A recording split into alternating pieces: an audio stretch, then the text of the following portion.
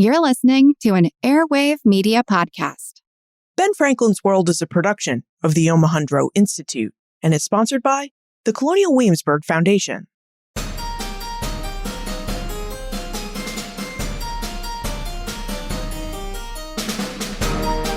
Hello, and welcome to episode 317 of Ben Franklin's World, the podcast dedicated to helping you learn more about how the people and events of our early American past have shaped the present-day world we live in.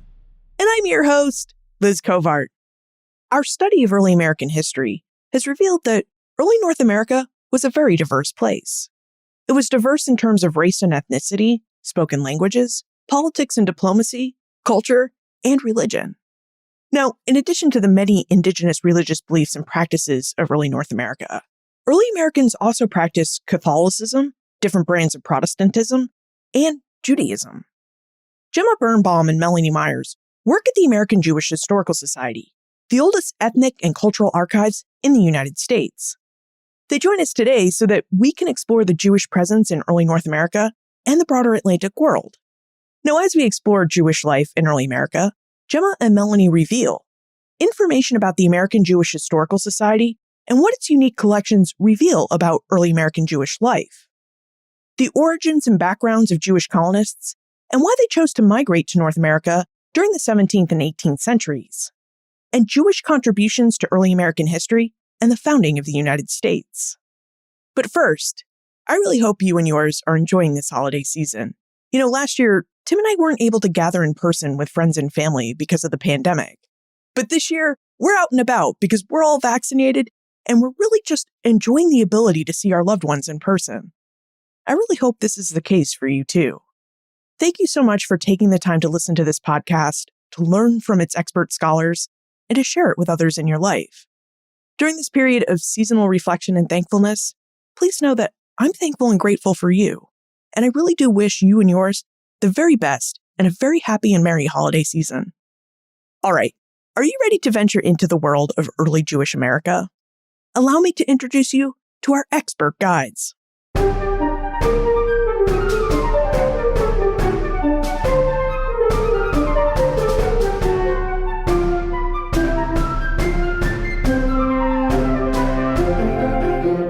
Joining us, we have two guests. First is Gemma Birnbaum, the Executive Director of the American Jewish Historical Society. And second is Melanie Myers, the Director of Collections and Engagement. The American Jewish Historical Society is based in New York City and is the oldest ethnic cultural archives in the United States. Its collections reflect the history of the Jewish presence in what is now the United States from 1654 to the present. Welcome to Ben Franklin's World, Gemma Birnbaum and Melanie Myers. Thanks for having us. Thank you for having us. Well, it's great to have you both here. And I wonder if we could begin by talking a bit more about the American Jewish Historical Society. Could you tell us a bit more about the Society's mission, why it was established, and about the wonderful manuscript collections that it has? Absolutely. So AJHS is the oldest extant ethnic and cultural archive in the United States, founded in 1892. So we are approaching our 130th anniversary next year, which is very exciting.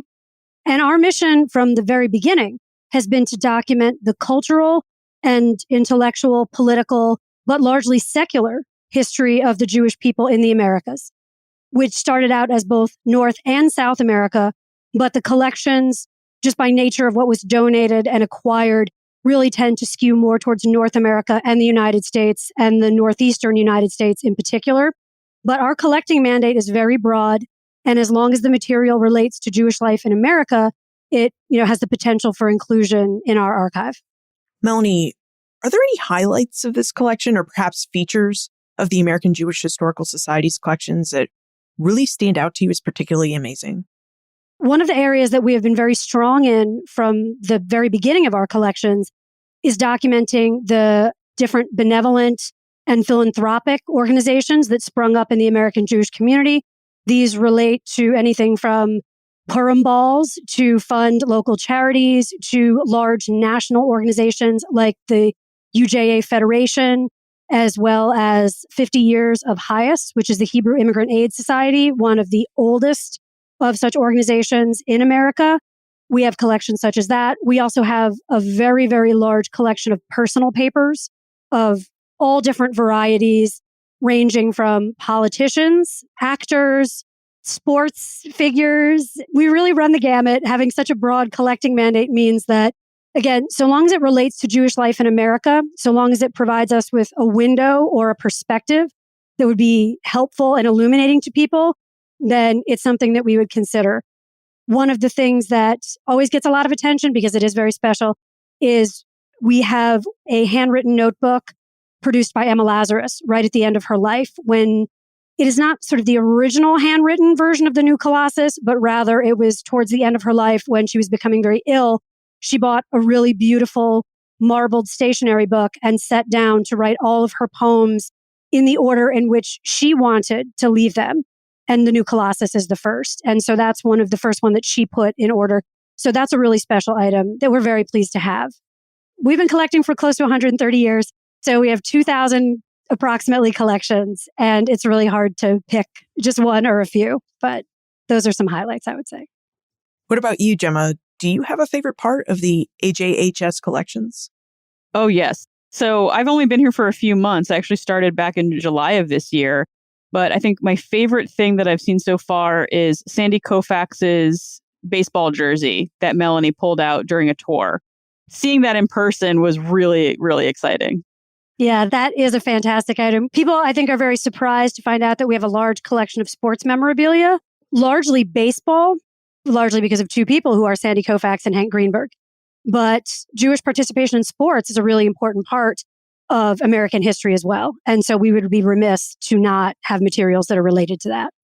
It's really interesting to hear about the different collections that the American Jewish Historical Society has, because when I read about Jewish history in the United States and I talk to people about this history, there seems to be this assumption that Jewish history in North America is really something that begins in the late 19th or early 20th centuries. And yet, Melanie, you were just discussing all the philanthropic collections that the American Jewish Historical Society has that really predates those years. And in my own research about the Bunker Hill Monument, when I worked there as an interpretive ranger for the National Park Service, you have Judah Torah, who's this American-born Jew who donates the money that is really needed to complete this monument during the early to mid-19th century. And there's really a history that long predates this example that I've given you. So there really is a very long history of Jews living in North America. I think the misconceptions around when Jews came here, I think a lot of it, there's this assumption that it's all people from Europe right before World War II or after World War II, which is a significant number, or that it was during the 1880s when it got really bad in Poland. And again, that's also a wave of immigration to the United States and other countries for Jews. But, you know, as long as the United States has existed, and even before, Jews have been there. Yes, that's absolutely correct. And one of the things that I always found interesting is when we've done groups with students about Emma Lazarus and they talk about the poem and give me you're tired, you're poor, students always assume that she was an immigrant. And that is totally incorrect. And in fact, her family had been here for 4 or 5 generations at the time of her birth. So yes, the Jewish presence in the Americas has been here since before we were called the United States. So when does the long history of Jews in the Americas begin? Could you tell us about the arrival of Jews in early North America and about the documents and collections that the American Jewish Historical Society has that reveals details about these early American Jewish communities? Yes, absolutely. So most of the material that we have here about the colonial era comes from this large selection of family papers. So these are letters, diaries. A lot of them are financial records, ledgers, account books, that kind of thing that really gives us that window, that perspective onto Jewish life in the colonies. So collections of people like, say, Aaron Lopez, whose family came from Portugal and relocated to the British colony here, settling in Newport, Rhode Island, later Massachusetts. People like the Franks family, they were originally from England and they were colonial merchants who settled here in New York City in the early 1700s. There's the Levies, who were in New York, Philadelphia, and Baltimore. But one of the things that that collection contains that's very interesting is it's a letter of renunciation of allegiance to King George III, which was written right on the cusp of the American Revolution. So there's also correspondence, continental currency, wills, So a lot of it is from the personal papers of people that thankfully that these family histories and genealogies and family items were preserved by the families and then later acquired by scholars, by collectors, or were gifted to the AJHS by families. So that's really how the material around the colonial period and the revolution is represented within the collections here. It's through the prism of these specific families who, for the most part, to be fair, are very affluent families.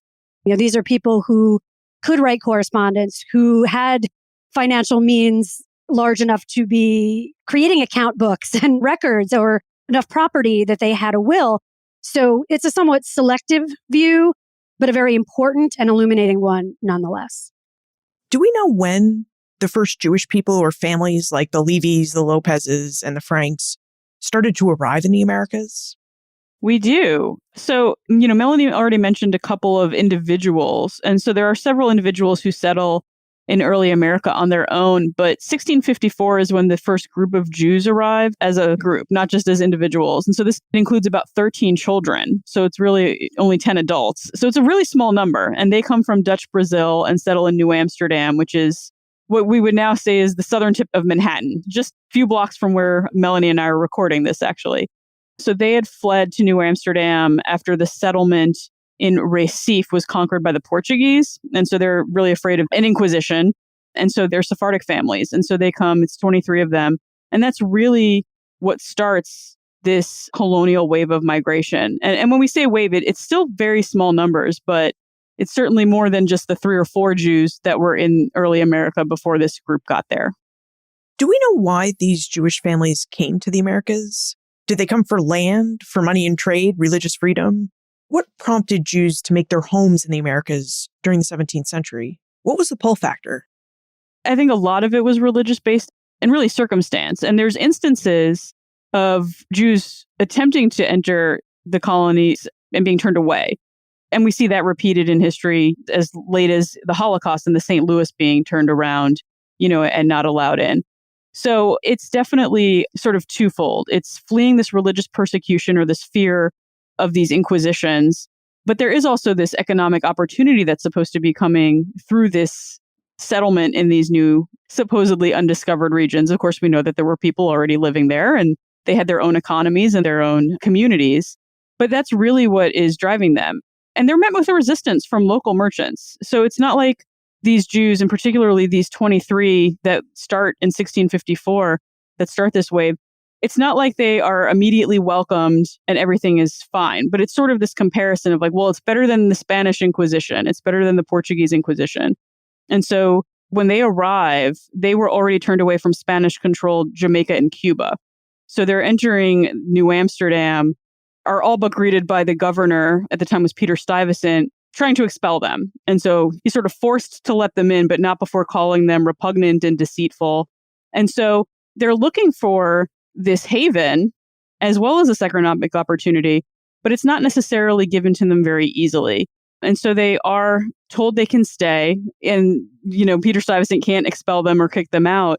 But this already starts the relationship off and the experience off in this really contentious way. So they come from Recife and these other regions in Brazil. They are what we would call Sephardic Jews. So I think that's just important to note that the first Jews that enter the American landscape, they're of Sephardic descent. I'm really glad you brought up that the first Jews in early North America were of Sephardic descent, because Sessa has a question about the backgrounds of the Jews who settled in early America. She specifically would like to know what percentage of the Jewish settlers were Ashkenazi, Mizrahi, or Sephardic. So Gemma, could you tell us a little bit about these different Jewish backgrounds and which group was predominant in terms of Jewish settlement in early North America? It's a really good question. So the vast majority of the Jews who come to early America are Sephardic. So they fled places like Spain, Brazil, and Portugal. They are also coming from places that we would consider Mizrahi Jews in present day. So the term Mizrahi actually comes about after the creation of the state of Israel. So in 1654, nobody's calling themselves that yet. They're just considering themselves Sephardic. But they come from North Africa and Western Asia. And so that's a smaller group that comes to early America, very small. And it's later than the Sephardic communities that have been forming. And so I think Ashkenazi is really referring to people from Central and Eastern Europe, Jews from Central and Eastern Europe. And so their presence is not significant in the region until probably the 1840s. They're less commonly migrating to the Americas before that. And I think it's really interesting because I think there's an assumption that all of these Jews were coming to places like New Amsterdam and what we would consider the modern day United States and Canada. But in reality, the oldest and longest continually operating synagogue is located in Curacao, which is about 40 miles north of Venezuela. So we're seeing this presence, but they're not just gravitating to New Amsterdam or to Newport, Rhode Island. They're gravitating to a lot of these different areas in the Americas as a whole. What I find so interesting about the information you just shared with us about the Sephardic Jews who were settling in the Americas is that these Jews were migrating to places like Recife, Brazil, Curacao, New Amsterdam, and New Netherland. And of course, these are all Dutch colonies. So Gemma, what was it about these Dutch colonies, do you think, that prompted Portuguese and Spanish Jews and Jews from North Africa and Western Asia to migrate to the Dutch Atlantic world? It's where they could go. And I think when you look at the amount of land that the Dutch control at this point, it's very difficult, especially if we're following some of these migration patterns, to essentially not end up in a Dutch-controlled colony. And they're turned away from Spanish-controlled colonies because of the anti-Semitism in these communities, in these countries, in these cities. And so I think a lot of it is just this is where they're allowed to actually enter, whereas some of these other places like Jamaica and Cuba are not allowing them in. You also mentioned that Peter Stuyvesant, the governor of New Netherland, had allowed Jews to settle in New Amsterdam and New Netherland, but he didn't exactly make it easy for Jews to resettle and create new lives there. And Leslie, Daniel, and Stessa all have questions about what everyday life was like in Jewish communities in early America. So, Gemma, could you talk to us a bit more about the challenges early Jews faced when they attempted to settle in early North American places like New Amsterdam? It's really interesting. Their communities mimic a lot of what you would see in Protestant communities and others. They are not necessarily wearing different garb or outfits. So I think that's a really big distinguishing factor in determining how you can identify Jewish communities sometimes in history. We even still do that today, even here in New York City. And so they're blending in. I wouldn't go so far as to call it assimilation, because I think that has different connotations than what we're talking about here. But by and large, the communities were made up of the same kinds of jobs, clothing. They wanted to start families. Like they're really mimicking a lot of what the Protestants and others had already been doing in early America. And so everyday life, it was good for some, especially some of those who had wealth. It was pretty terrible for anybody who didn't. It's dirty. The hygiene is not the best. Some of these jobs are really dangerous and difficult. And so I think what's actually really cool about the Jewish story is that it is representative of, I think, the early American story. They're having this experience the same way that others do. They just have this sort of different history behind why they're there. And of course, then they have people like Peter Stuyvesant who are trying to get rid of them.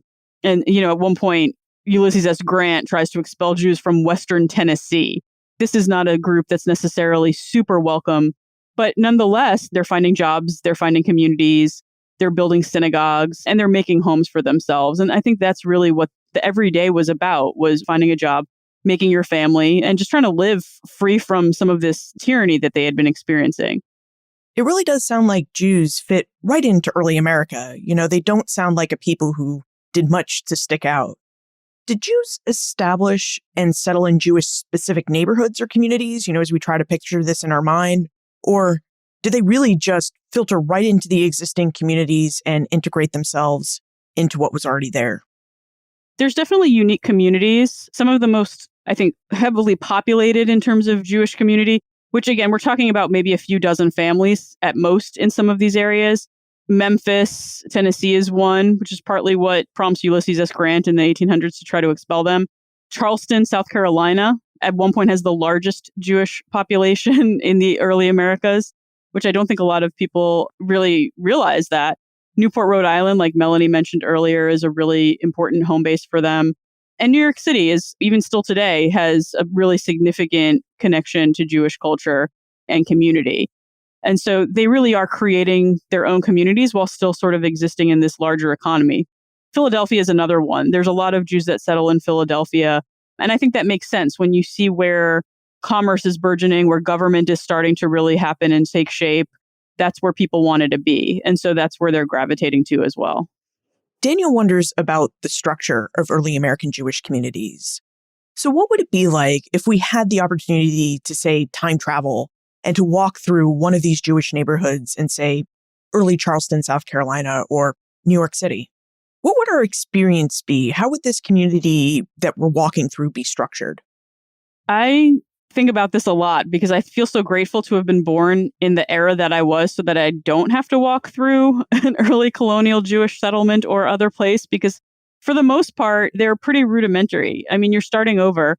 And again, we're talking about really, really small numbers. So they're finding this community and they're forming things like businesses and building houses and building their synagogues. But you're also really keenly aware of the fact that you're one of maybe 90 or maybe 30, depending, on where you are. And so walking through, you'd typically see children playing, and some of those children worked in the family businesses, which I think is common in that era, regardless of whether you're Jewish or not. But it was definitely very common in Jewish families. So even from that very first group of 23, like I said, only 10 were adults, 13 were children. And a lot of those children were put into these roles and had to both help support their families while also trying to be educated. They don't necessarily have established schools yet. So a lot of what they're trying to figure out is how to educate those children as well. But I think about the way that places like Colonial Williamsburg and others operate. And I think for a lot of those Jewish communities, it was very similar. I mean, you can kind of get a sense of what they were going through. It was a bit more difficult for them to just practice their religion because they didn't have these places like synagogues yet. So it just feels like this sort of great experiment of trying to figure out how to become and how to maintain your Judaism in this new world. For what it's worth, I'm also grateful that I was born in the late 20th century because I really have no interest in experiencing the smells of early North America. Oh, yeah. Now, Gemma, you raised a really interesting point about how Jews might have practiced their religion and the struggle to try and recreate their religious community in these early American places. Melanie, do the family papers within the American Jewish Historical Society's collections reveal any information about how Jews practiced their faith in early America? And I ask because I'm thinking of early New York here, and the Dutch had a policy of religious toleration, which meant that people could practice their non-Dutch Reformed faiths in the privacy of their own homes. But that toleration really didn't extend to any sort of public worship of non-Dutch Reformed Protestantism. Well, certainly within the collections, within these family collections, there are substantial amounts of religious books that were passed down within these families that often contain genealogical information. We also see things like marriage contracts, the religious marriage contracts, which are featured prominently in many of these family collections. And I mean, we also do have limited material about some of the early synagogues as well. We have a very small collection related to the first synagogue in Charleston, either Charleston or Savannah.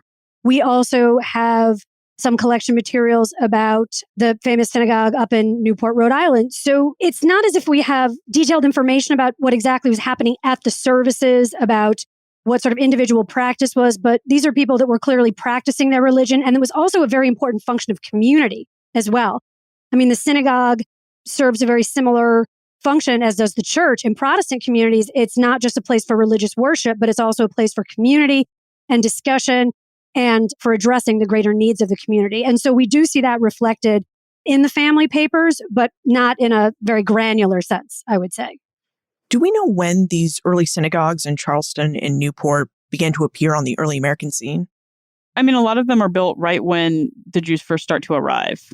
And not all of them are as what I would call established or official or ornate as somewhere like Toro Synagogue in Newport. And they don't need a lot. Again, you're talking about maybe 30 families. So they establish these synagogues, and really they're typically right near their homes. And it's like Melanie said, they serve as this sort of place of congregation and not just worship. It's a city center, essentially, for a lot of them. And so these are built very early on in the colonial era. And the fact that some of them are still standing today and still exist today, like you can go to that synagogue in Curacao and it's one of the most common tourist attractions and take a picture of it and it's still standing. And so I think it goes to show how critical these were to the community, that they were one of the first priorities and that they're still being maintained today, largely by still very small Jewish populations. I mean, in Curacao, it's 350 people, and they all still use the synagogue and maintain it and worship there. Yeah, we have records from a few synagogues in and around the Caribbean, one in Barbados, I believe, and those are all 18th century records. Yeah. I'd like to talk about marriage for a moment. Melanie, you mentioned that the American Jewish Historical Society has marriage contracts in its early family papers.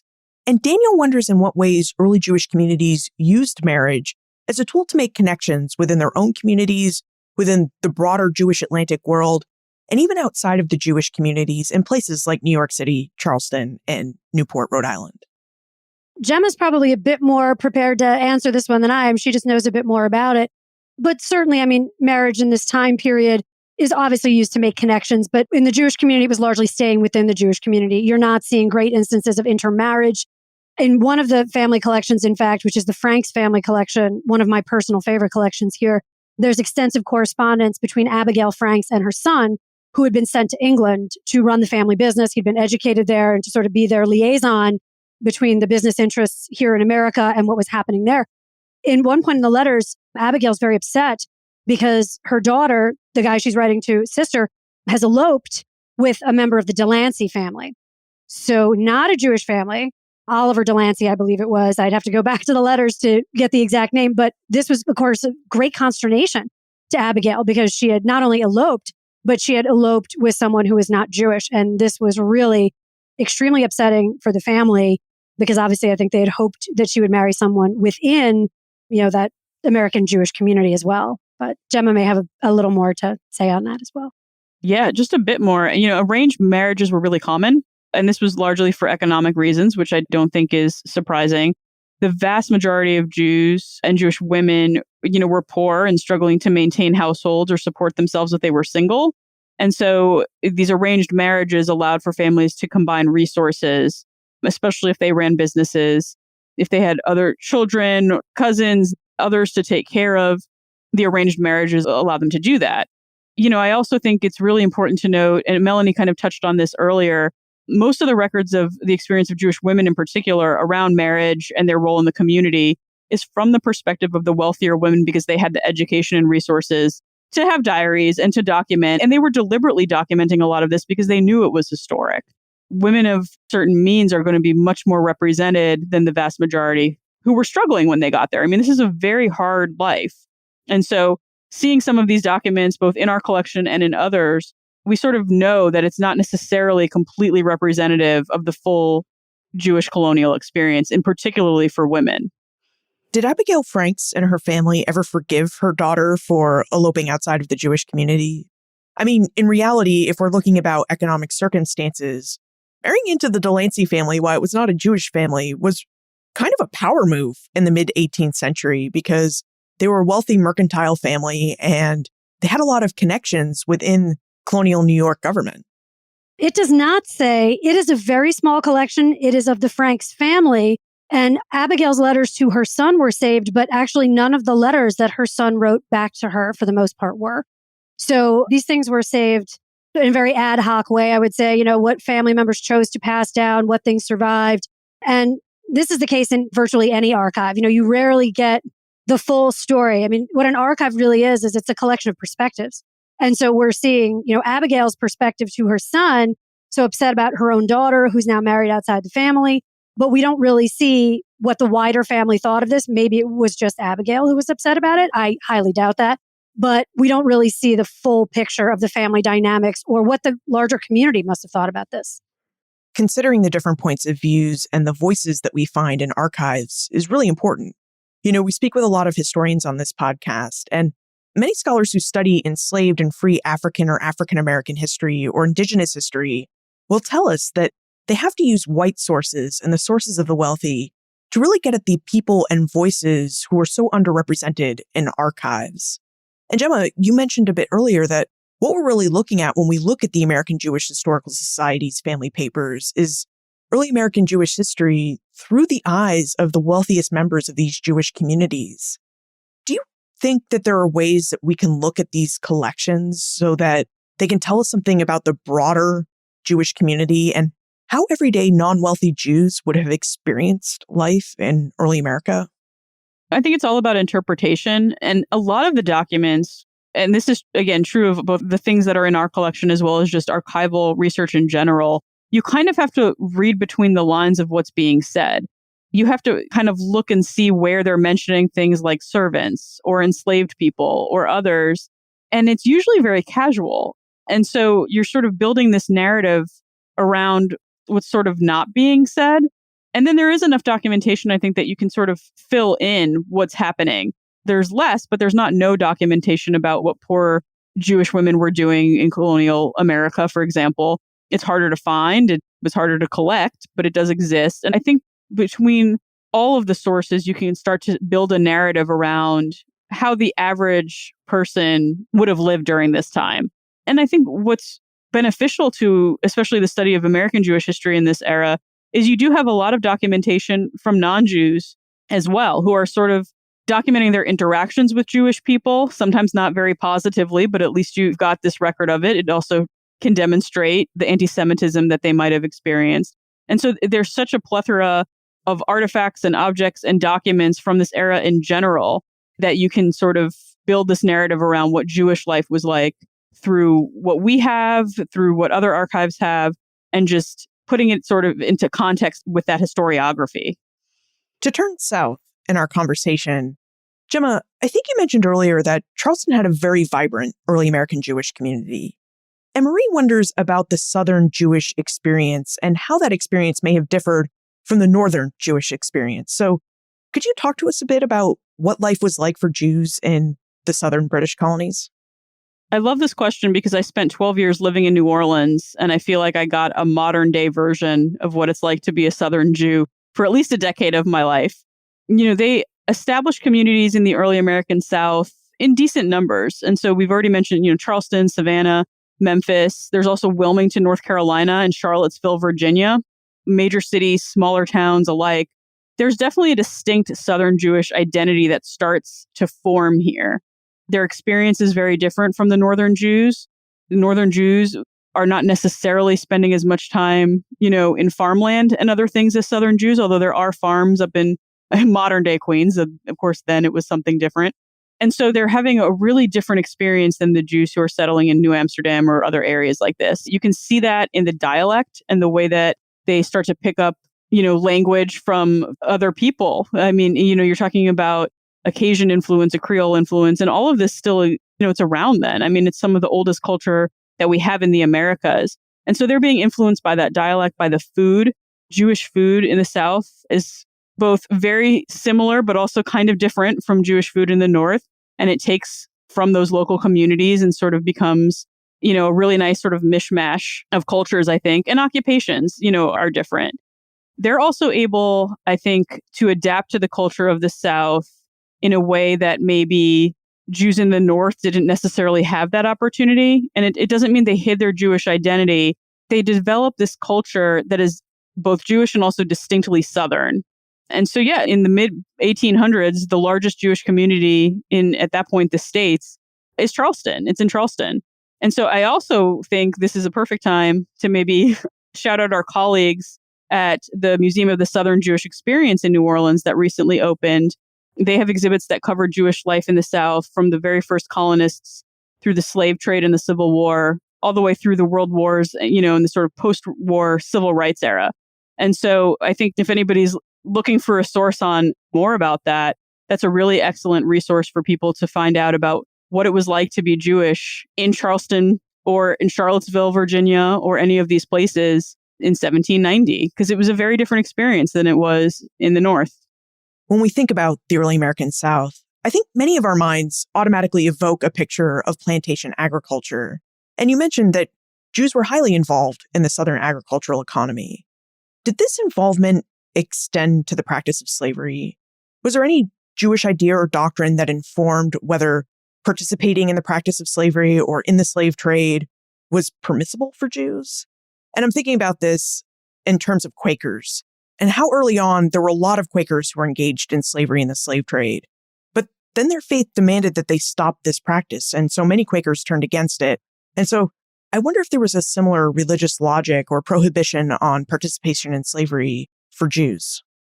there's definitely different views among the Jewish community, and participation or not in the slave trade is divisive. And I think it's representative of how divisive it was as an issue for all types of people. It's not codified the same way that it is in the Quaker religion, which I think I've also been remiss in studying the Talmud recently, so perhaps it's in there and I've missed it. But a lot of this is really split. And so there are some Jews that participate in the slave trade, that enslave people, that have the slaves in their homes. And there are others that are right from the get-go opposed to this, opposed to participating in it, and are very active in the abolition movement. And then there are others, which I think are the majority, at least until the Civil War, when you kind of have to pick a side, who are sort of in the middle there, who aren't going to participate in it, who maybe don't even have the means to do so, even if they thought this was a good idea, and are just sort of living in this economy that has been built around them, because a lot of that infrastructure was already here when a lot of these Jews arrived in early America.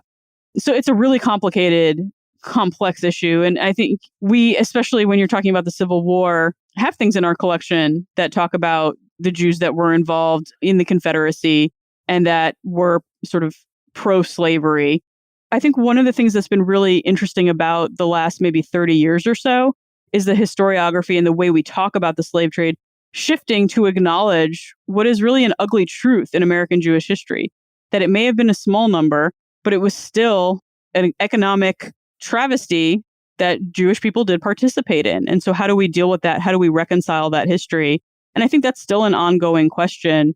But I think we've come so far in at least understanding who was involved and acknowledging that Jewish people, while small in number, were still participating in this oppression, exploitation, and oftentimes murder of Black people in what becomes the United States. And that's a really important thing to study and to acknowledge.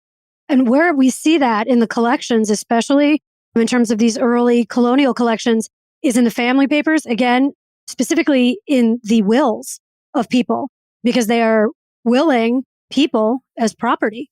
And a lot of times it's not something that's mentioned necessarily in correspondence, but where you see it is in these financial transactions.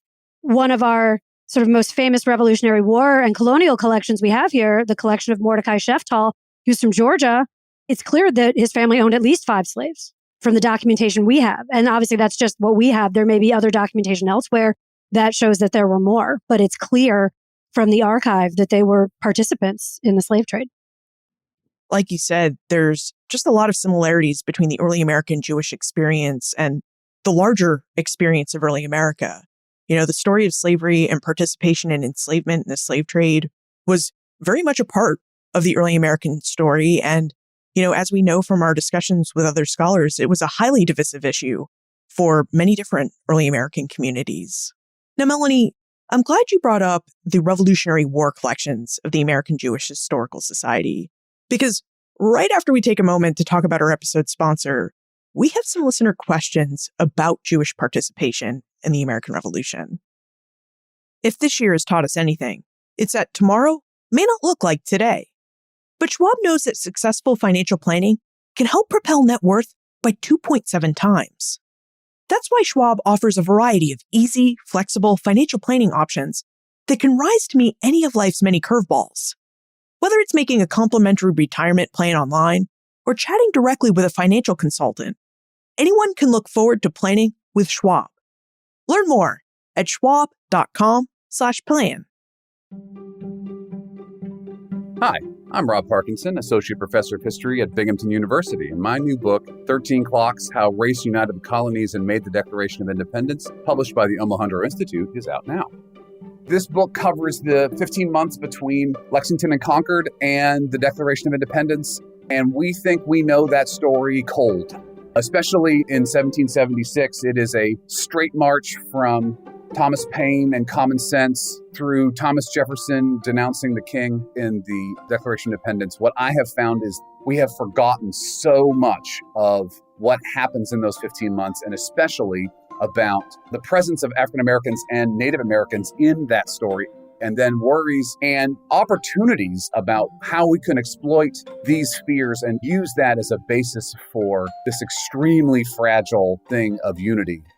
Get your copy of 13 Clocks, How Race United the Colonies and Made the Declaration of Independence, wherever you buy your books. And if you'd like more information about Rob's book, 13 Clocks, and where you can purchase a copy, visit benfranklinsworld.com/clocks. That's benfranklinsworld.com/clocks. Melanie, Haley and Mark are very interested in Jewish participation in the American Revolution. Could you tell us generally about Jewish participation in the Revolution and about the different contributions that Jews have made to the founding of the United States? Absolutely. Obviously, first of all, Jewish Americans did fight on the side of the revolution. We actually have a list in one of the family collections that's a list of Jewish officers, soldiers, and sailors who served in the Revolutionary War, all from the state of New Jersey, or what eventually became the state of New Jersey and those surrounding areas.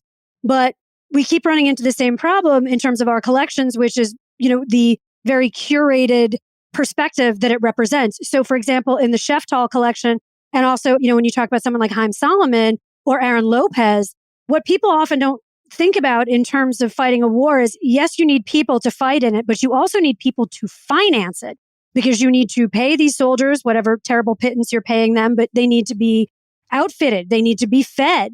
There needs to be munitions. Wars are extremely expensive. And when you're talking about a place that's not even a country yet, that has no organized infrastructure to raise money, to outfit an army, so they were looking to private people to help to finance this. And Haim Solomon and Sheftall and Aaron Lopez in particular all helped to finance the war effort in a variety of ways.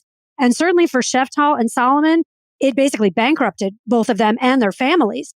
Haim Solomon alone raised, I want to say, well over $600,000 back then, which is millions now, to help fight the revolution. And supposedly, according to some sources, the Battle of Yorktown would not have been won if he hadn't raised this big last-ditch burst of money for General Washington to be able to outfit the soldiers. And they were never repaid because, as we know, America, we couldn't repay anybody. We couldn't repay our debt to France. This is a new, democratic experiment. And basically, Haim Solomon died virtually penniless, largely because of all of the money that he had invested in the American Revolution. And Sheftall also ended up never really regaining the fortune that he'd had before. He still kept his community status. He was still active in the community. But, these are people who also were deep believers in the American experiment, who were both members of the Sons of Liberty. Sheftall was referred to as a rabble rouser, supposedly, by the British. So these were people who were deeply invested in the idea of America and what the revolution was going to promise for the country. And I would assume, for them and their families as well. So there's a variety of different ways to participate. But in our collections here, a great deal of it is documented in their financial contributions. And Sheftall and Solomon are also very colorful people. Sheftall was imprisoned at one point on a Navy prison ship off the harbor in, I believe, Savannah. He escaped, was able to go to Philadelphia. The entire history of the Sheftall family and their long history is actually contained in the finding aid for the collection. And the collection itself is also fully digitized. So anyone can look at all of these documents, including his actual account books for everything that he was providing to the army, all these provisions. He was essentially functioning as a quartermaster before that was, a function that was really codified into that military structure. Mark would really love more details about the story of Haim Solomon. But before we dig deeper into Solomon's story, I have a question about networks. You mentioned that there were a lot of prominent Jews who were financing and bankrolling the American Revolution and really helping to bring ammunition to the shores of North America for the use of the Continental Army. And one of the big depots or places where the rebellious Americans received gunpowder from was the Dutch free trade island of St. Eustatius. It's an island in the Caribbean. And I've been fortunate enough to visit Statia, or the Golden Rock as it was called, because it was such a valuable island. And when you go into the downtown area, you'll see the ruins of Statia's Jewish synagogue and bathhouse from the 17th and 18th centuries. So when you mentioned gunpowder, Melanie, my brain clicked into the fact that there is this larger Jewish Atlantic world, that there is this larger Jewish Atlantic trade network. And I'm curious, did American Jews tap into this, Jewish Atlantic world to help finance the American Revolution? Well, a lot of these families, obviously, and this is borne out in the genealogies we have in the archives and whatnot, they all knew each other. They were part of the same social networks. A lot of them were also Masons in the same Masonic lodges. They were, members of the same fraternal organizations. And they also were all marrying each other. Within the Salas Cohen collection, for example, you look at their genealogy and it's a who's who. It's the Cardozos, the Eddings, the Menkins, the Nathans, all of these families who came relatively early and became relatively affluent and were probably invested in what was going to happen in the revolution and saw this as an opportunity. And so they're all leveraging their connections that way, I would say. And that's how I think some of those networks were functioning. Now, to return to Haym Salomon, Melanie, you spoke earlier of Haym Salomon's great financial contributions to the War for Independence.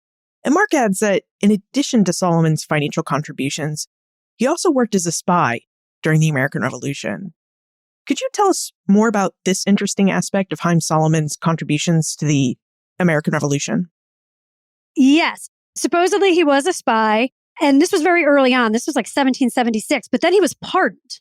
But then they detained him for 18 months on a boat to be an interpreter because the British obviously had hired a lot of Hessians, so German fighters for hire, and Salomon knew German. So he was functioning as, supposedly a translator, but also was supposedly helping people escape, was encouraging the Hessians to leave the British war effort, and was acting as sort of this covert saboteur. And eventually he was let go, but then he was arrested again, convicted of espionage, and sentenced to death.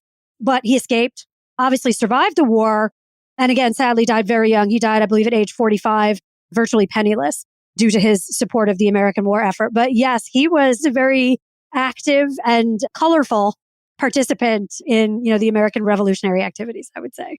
And actually, one of the things that's interesting is in the collection that we have of his family, almost all of it is family material. There's very little about the revolution. Almost all of the revolutionary materials are posthumous and have to do with his family petitioning the United States government to honor their debts and saying, you've impoverished our family. We've supported the government. We put in all this money and here he's gone. He can't do it himself. What will you do for the family? And that is included in the collection as well. So when he died, this was pretty unsettled. And his contributions, I think, were not really yet honored in the way that they are now or studied in the same way. One place that has kept popping up throughout our conversation is the Touro Synagogue in Newport, Rhode Island. And Haley notes that George Washington exchanged letters with the Touro Synagogue. So, Gemma, could you tell us more about this synagogue and the Newport, Rhode Island Jewish community, and about Washington's correspondence with this community?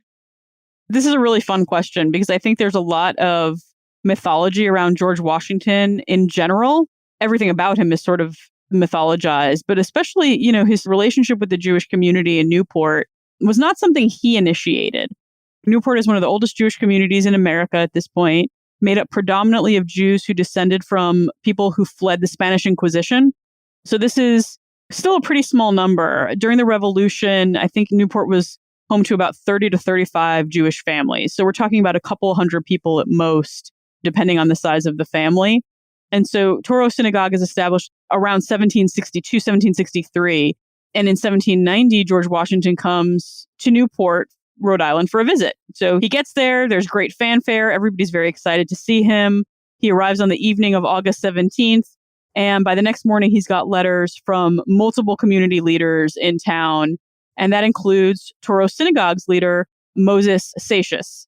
And so Moses is concerned about advocating for religious freedom because the Bill of Rights was being currently debated at that point, and very hotly so. So he believes that he needs to get to George Washington in order to communicate the Jewish community's needs for religious freedom for all, not just those who are different sects of Christian. And so this means a lot to the Touro community because George Washington actually responds to Moses's letter and pledges religious freedom for all. It famously says, give to bigotry no sanction, which is, oft repeated by many politicians over many years in relation to religious freedom and religious persecution. And if I'm not mistaken, to this day, on the anniversary of receiving the letter, the Touro Synagogue does a reading still this many centuries later because it means so much to them to get this response. And I think the letter is really impactful on George Washington. It's not that he didn't show care for the Jewish people before. I don't think it was necessarily something he really thought about at all. And so having, their leader of the synagogue reach out to him and have him respond and start this relationship, I think was really critical in that fight to maintain religious freedom in the Americas. And that ebbs and flows over the decades following it. But at least in that George Washington era, they have a really close relationship.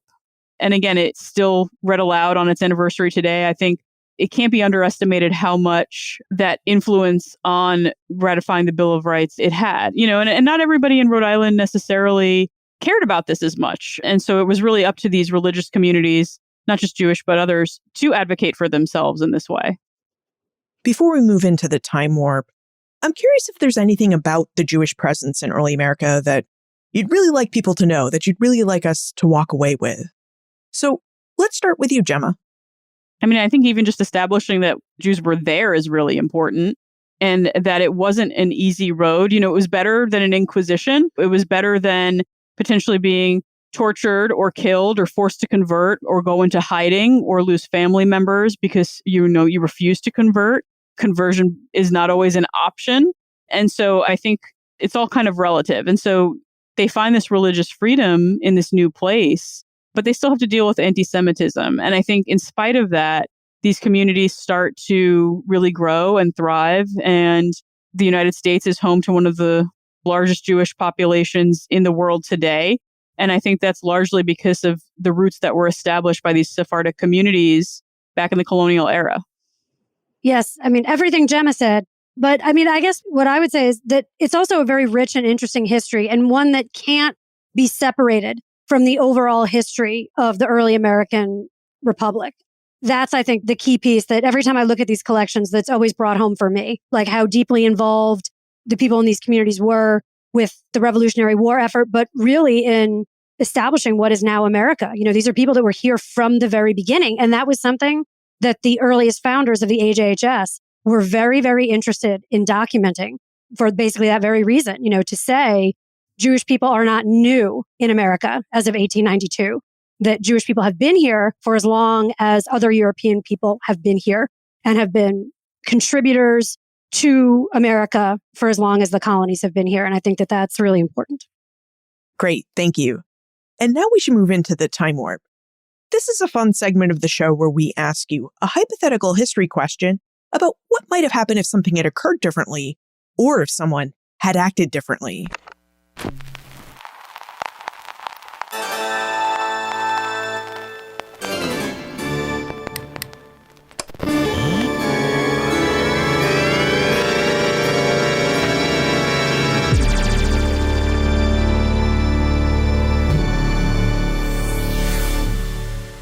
In your opinion, what might have happened if Jews had not migrated to early North America?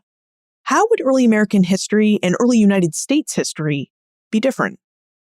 It's funny because I've been thinking about this for a couple of days. And I don't think it was until I was refreshing my memory about the Toro Synagogue that I really felt like maybe it would have really been different if those Jewish communities had not migrated as early as they did. We're talking about a difference of 140 years. So, the first Jews come in 1654. The Toro Synagogue is 1763. And we're talking about the Bill of Rights in 1790. And it's this really long history. But the people in that Newport community, because they had those roots and those family roots in the Spanish Inquisition, and because they were so, I think, worried about religious persecution and that they might have to go back to that time or that place where their ancestors, which at this point was just a generation or two, it wasn't that long before, were being forced to convert or being expelled or being killed. I think that advocacy to establish religious freedom, I do think maybe the conversation would have been different if those Jewish communities had not been there for the last 150 years before that conversation started to really be debated and take shape as the Bill of Rights took shape. Yeah, I would concur on that. I think that that's absolutely true because obviously, you have people of a variety of different religious persuasions moving here for religious freedom, but a lot of that was largely centered around Christians and around the freedom to worship as Protestants and very specific types of Protestants who wanted to practice a very particular type of Protestantism. But also when you do have these early Jewish communities which are established, which then gives them a certain amount of capital within their communities that then they're able to move that conversation forward with someone like George Washington, who's then in a position to say, you know what? Yeah, we need to maybe change, or we need to think a little differently about some of these ideas about religious liberty. And that, I think, is really probably the big one, I would say, the biggest piece. Does the American Jewish Historical Society have any programs, events, or exhibitions coming up that we should know about? And make a point of come seeing?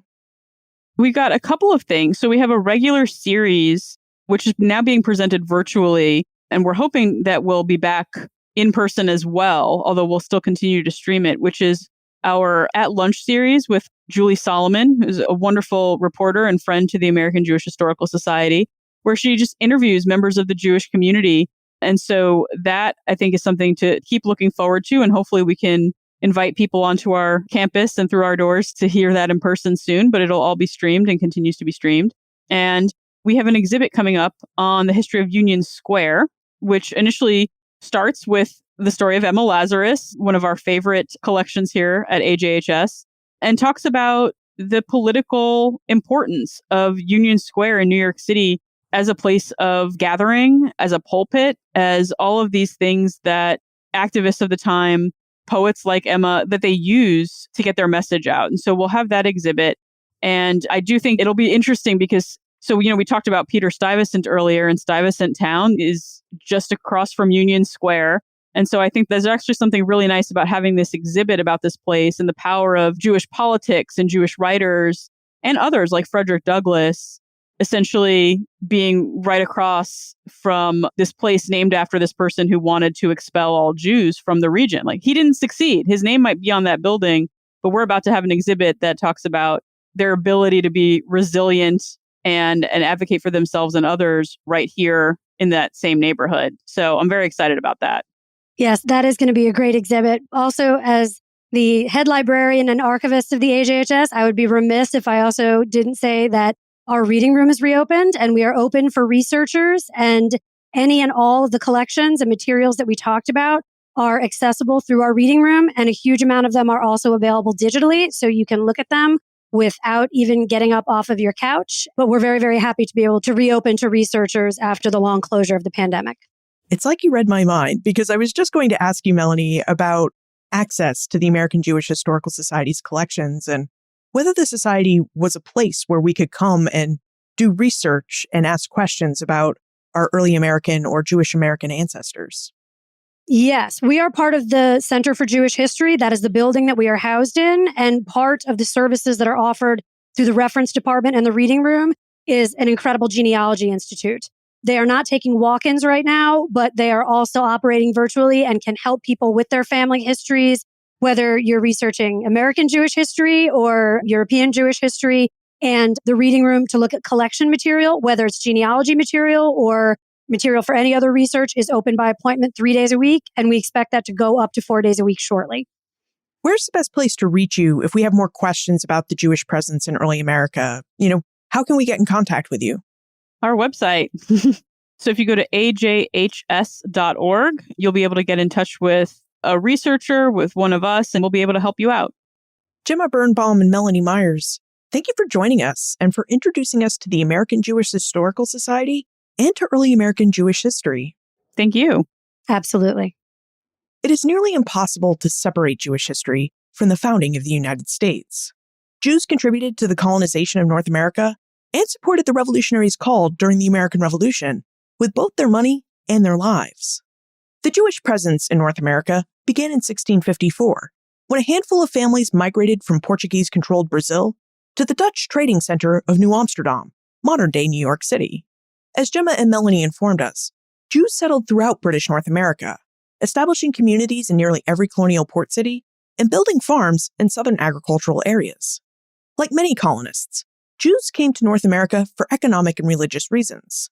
Chief among their reasons for settling in North America was to escape religious persecution. Living in Dutch and British-controlled colonies afforded Jews safety from the Spanish and Portuguese Inquisitions. Now, although they escaped the Inquisitions, Jews still faced anti-Semitism wherever they settled. As Gemma and Melanie revealed, non-Jewish Americans harbored anti-Jewish views and sometimes used those views to discriminate against their Jewish neighbors. But early American Jews proved resilient and went about establishing their communities, neighborhoods, and places of worship. They also did their best to fit into the larger colonial communities in which they resided. They started businesses, conducted trade, married and had children, and contributed to the economic success of early America. And when the call to revolution echoed throughout the 13 British North American colonies, early American Jews answered it. They joined the Continental Army and Navy, their state militias, and they offered their trade connections and money to help keep the American war effort afloat. Jews helped build the world that became the United States, and their long history and presence in North America cannot be separated from the story of the American Republic, nor can it be separated from the many other experiences and histories of early North America. For more information about the American Jewish Historical Society, its manuscript and digital collections, as well as its special events and programs, visit the show notes page, benfranklinsworld.com/317. Please remember to tell your friends and family about Ben Franklin's World. Your word-of-mouth support really goes a long way. This episode of Ben Franklin's World is supported by an American Rescue Plan grant to the Omohundro Institute from the National Endowment for the Humanities. Production assistance for this podcast comes from the Omohundro Institute's digital audio team: Joseph Edelman, Jessica Brabble, Martha Howard, and Holly White. Breakmaster Cylinder composed our custom theme music. This podcast is part of the Airwave Media Podcast Network. To discover and listen to their other podcasts, visit airwavemedia.com. Finally, what other aspects of the Jewish experience in early America would you like to know about? Help me plan future episodes. Liz at benfranklinsworld.com. Ben Franklin's World is a production of the Omohundro Institute and is sponsored by the Colonial Williamsburg Foundation.